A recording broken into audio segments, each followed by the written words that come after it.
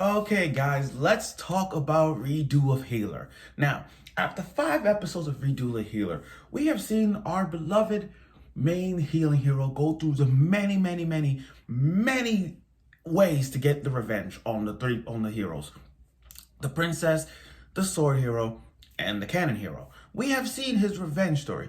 But then, revenge, you gotta have it's not just a one-way street, but there's many ways to get to them. Like, we have seen him going through many trials.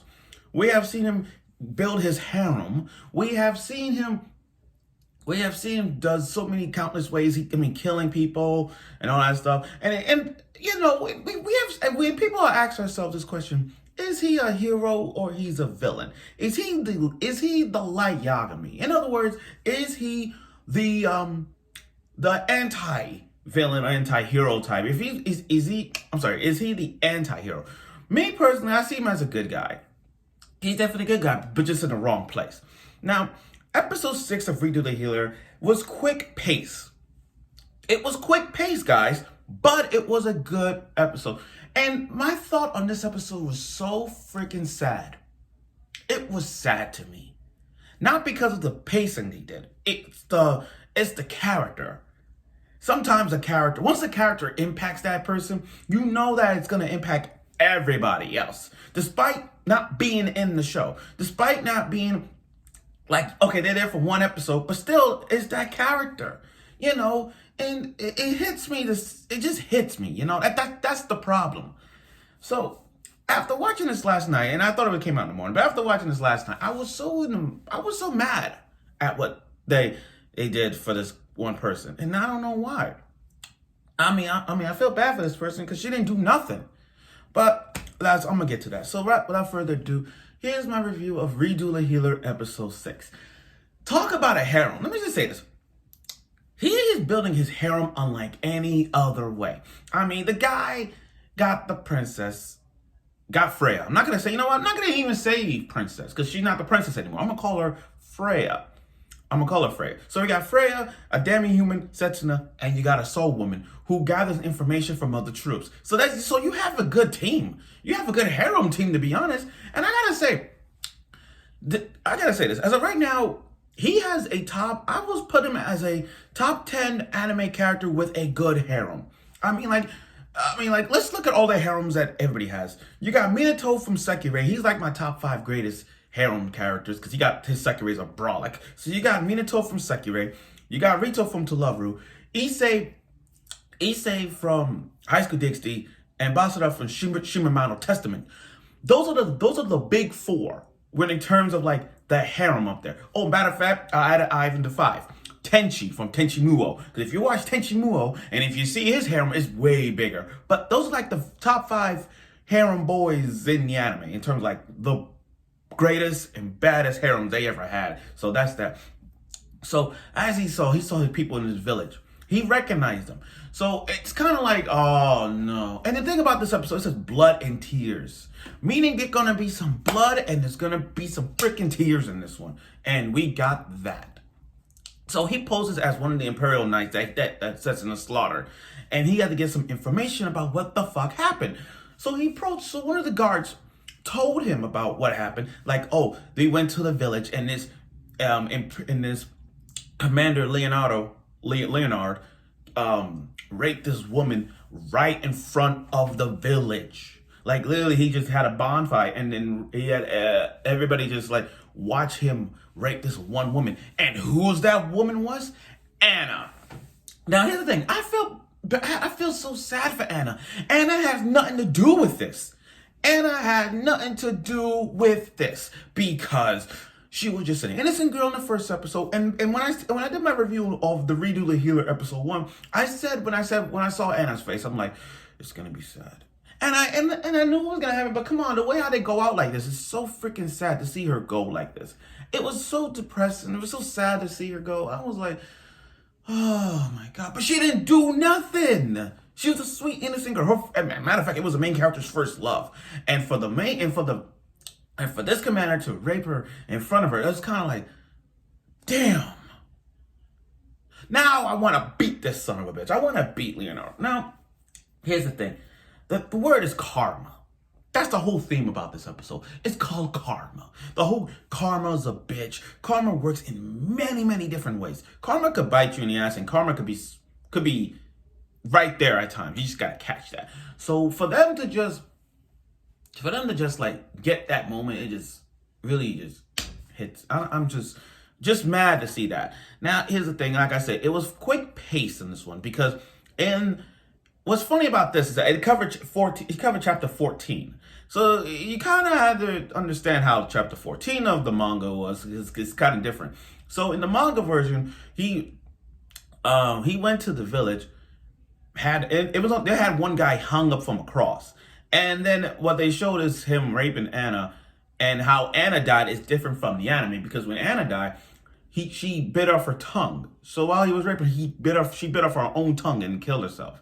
So that's that. In this anime version, we found her dead in the castle. So that's kind of, you see, it's a difference. Now, so he got his revenge on the commander by making him gender bender, like at least keep a dick. So he came to futa. So it's like a futa rape, and now and then he's all like, but the whole scheme of it all to get him locked down there was kind of different. It was different. It was way different. But at least they trying to make it chapter 14 a little bit easy for us to understand. So I give him that. So the revenge of it was, what the hell? I'm like, whoa. You paralyzed the whole troops and you made him turn to a girl. That was freaking awesome. And then his whole revenge is, you're gonna get the exact same revenge. You're gonna suffer what you did to Anna. So before that, he healed him. I'm gonna go back to this. So he healed him. So he used heal on the commander, and he get to see everything that happened. And yo, I gotta say this. Watching the scenes of going to the village and having them rape the women and killing all these people, I felt some kind of Akame ga Kill vibe. This is some Akame ga Kill in the manga. Because if you read Akame ga Kill and you saw what Asdev did to all the villagers there, it's the same thing. I'm like, I'm sensing some Akame ga Kill. Then on top of that, we get to see Anna's backstory getting raped, and that rape scene was kind of like the Goblin Slayer of the first episode, like the face. It's the face of when the goblin was raping that woman. So you got to see, it was kind of like that face that with Anna did. So I'm like, oh my god. So we have a Akame ga Kill, Goblin Slayer, and the Rising of the Shield Hero all packed in this episode. Now back to what I was saying. With the revenge of the commander, it was sweet. It was excellent. I'm like, thank God he deserved this pain. But then you're like, this revenge was so quick. It was so quick. You know what I mean? It wasn't like, oh, okay, I don't know. But it was okay. You know what I mean? Like, okay, his revenge is the revenge was so sweet. But the thing different though, he didn't cry. He didn't feel happy. He watched the commander. He watched Commander Leonardo not only change to a girl, but it's a futa thing. But not only that, he drugged all the soldiers he had, and then raised them in front of him. And the thing about that scene is that he didn't even the healing hero didn't even laugh. He wasn't even smiling at it because the most important thing to him was Anna, and that right there. He didn't feel anything about that. He just like, I'm going to watch you suffer. You're going to suffer the pain that Anna was doing. And then all he does, he just grabbed a fire and then burn him while they raping him. So I'm like, that's a good revenge. And like I said before, every revenge is different for the main character. You're going to see a lot of revenges that he does. Do I see this revenge as good? I'll say about a 7 out of 10. I mean, 6. A 6 out of 10. I wish the revenge was more suffering for him, but they made the revenge a little less cringy, but not really. I mean, still the best revenge he ever had was when Princess Flare. But with this one here, this revenge is like, okay. Now, as he went home, he started crying while having angrily sex with Setsuna and Freya. And I mean angrily sex. I mean crying crying of anger and sadness all packed in one while having a threesome. So I'm like, okay, at least we got some fan service in this one. At least there's fan service. And again, what's different is when the main character rushed to the kingdom, he said, Ana-san, Ana-san. And he tried to heal. It didn't work. Like I said, this is different from the manga because the manga case was different because she died in the village. So it was kind of different. I see what they were trying to do. They were trying to quickly pace this moment, trying to quickly pace this episode. But at least they, it's all right. It's all right. I know I'm going back and forth on this, but like I said, this was an episode that you have to see. So now, after he got revenge on the Imperial Knight and lost Anna, the Soul Woman mentioned Norm is coming back, and that triggers Freya. Mind you, the main character did erase Freya's memory, but her body is still intact, meaning she still remembers Norm, and Norm is a bitch. She's a bigger bitch than Princess Flare was, because you got to see what Princess Norman doing, taking down each kingdom by kingdom, imperializing every nation by nation, man, women, children, killing them piece by piece by piece. And that's, oh my God. Again, she's a bigger bitch than Flare was. And then in the uncensored version, they showed how he was the first time when he met Norm. And he was looking down there to a point that she had to peed on her. Kind of like Hana from Prison School, but this is more gruesome than what Hana did. So that's that.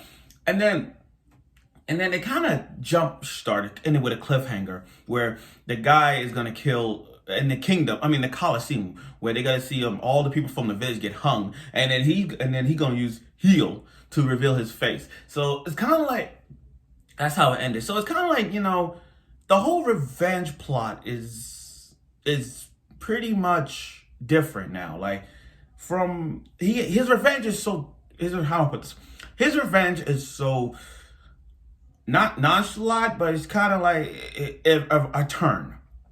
I mean, like the whole revenge, like the beginning of the whole revenge of this guy is he got to get revenge on the three heroes.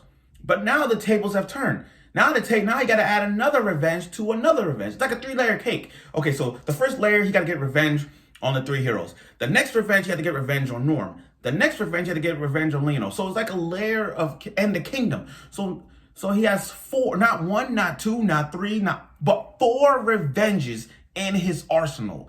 He has 4, it's like a layer cake. He has 4 revenges. The 3 heroes. Princess Norm. He already got revenge on Leonard. From Commander Renard, and he has to get revenge on the kingdom. So that's like, with all these revenge balled up, he can't. Now, I gotta say, again, a sad episode for Anna. I felt sad for Anna. I mean, like I said, she wasn't even that important, but she was the main character's first love, and by not important, I mean, like, she didn't have nothing to do with this, with the whole revenge story. But for her to go down like this, it's very sad. It's very, very, very sad. So I'm sad for Anna to go like this. I mean, the manga is way better, but it's sad to see her go. Like, again, she had nothing to do with this, so it hits me. It really did. But, like I said, karma is a bitch, and the commander got what he deserved. So thank you for that one scene, even though it was quick. But thank you, main character, for killing the commander. Even though you cry differently, like you cry for Anna. This one you didn't. You cried while having a threesome, but still. You're finally showing your sadness towards Anna. So maybe, just maybe, we're probably gonna see more sadness in the long run. But like I said, let's see how that works. And with Princess Norm coming, make no mistake, he's gonna add her to her party. He's gonna add her to her harem, and you're gonna like this. If they decide to do what they did with Norm in the manga to make him join the party, let's see how that works. But like I said, and the cliffhanger was okay. I mean, the cliffhanger was like, wow, we covered chapter 14 of it. Now we're going to skip like 15 and 16 towards the event. So let's see how that works. But like I said, this episode was good. The revenge plot was kind of like adding more layer to the cake, and ended with a cliffhanger, which is kind of quick pace and rushing. But other than overall, this episode was good. We're halfway through the episodes, and I'll look forward to see what the next 6 episodes in store for our main hero and the others. So let's see where this goes to. Hopefully by then, I hope we'll get to see what he does to the Sword Hero, because the Sword Hero Revenge is one of my favorites of all. So I look forward to it, and I hope you will.